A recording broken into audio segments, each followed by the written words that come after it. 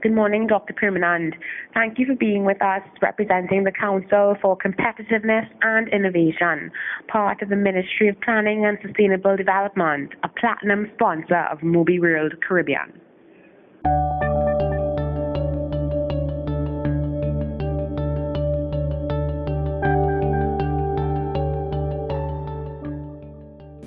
With regard to diversification, I think it's been fairly well publicised in the past and recently on the need for this country to diversify.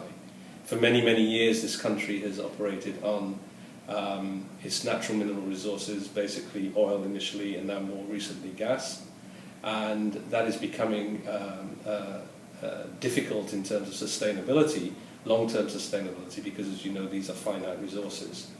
Not only are they finite resources, they are resources where other people are finding, big finds of oil and gas. A great example is the States at the moment where shale gas has been found, and that has been, as you know, one of our largest export markets of our natural gas. There are countries in Africa where gas has been and oil has been found, Angola, off the east coast of Africa, etc. So it's not just about it's a finite resource.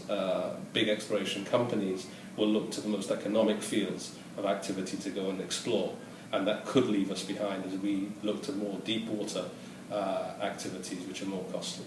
So I think that in a nutshell says why we need to diversify, and I think as a country, as a business, nobody wants to have all their eggs in one basket, and that is the reason for diversification.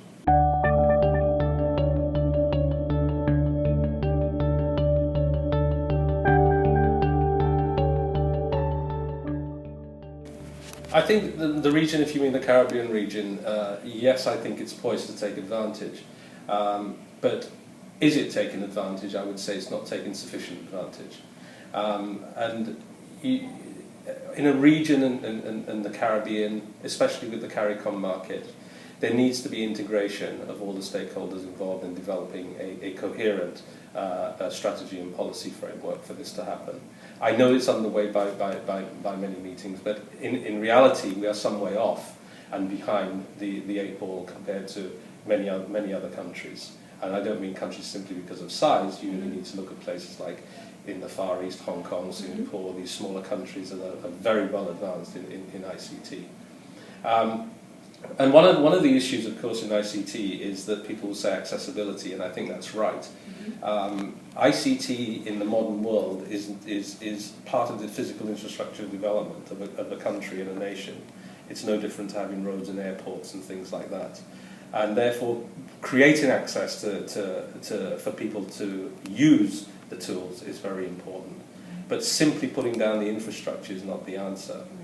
One of the critical things that we have to do as a region is to equip our people in terms of how to use the tools, right? Set up the right institutions, set up the right kind of regulatory activities and frameworks that go behind operating, basically, which is a cyberspace activity.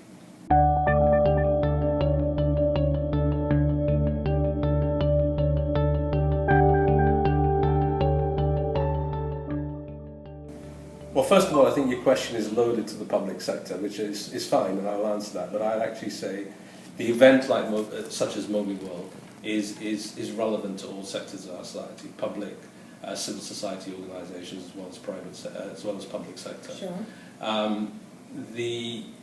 I think it's a great opportunity. I think it's fantastic that we, being a small island, can actually host such an event. I mean, looking at the speakers that are coming from the businesses that they're coming from, their entrepreneurial flair, I think can only be an exciting opportunity for us as Trinidadians to begin to share in some of that understanding.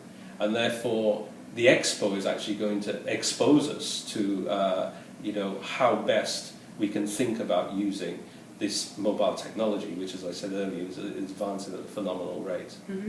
How it impacts on the public sector, I think, is critical. We have quite a lot of red tape in the system at the moment, and we know that from indices that we track, like the Global Competitiveness Index, which is part of the World Economic Forum report.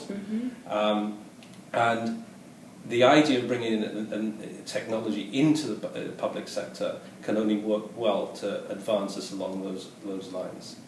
That may be an internal aspect, but it's also an external aspect because it helps us to communicate with the population.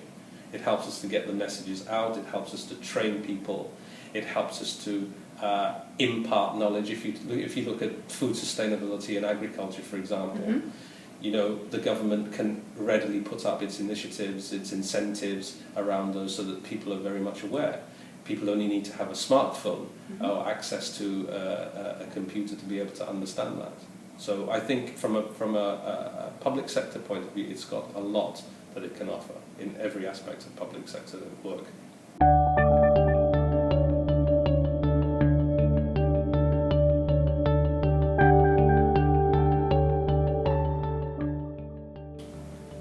Well, I think my vision is that we need to move as the population, whether it's Trinidad or the region, into thinking about mobile technology and how to use it. Because as I said earlier, the ability to get close to this technology enables people to operate independently, and it empowers them in a very, very different way. So I think the vision for me is that this becomes almost a necessity for everyone, and it starts from early childhood.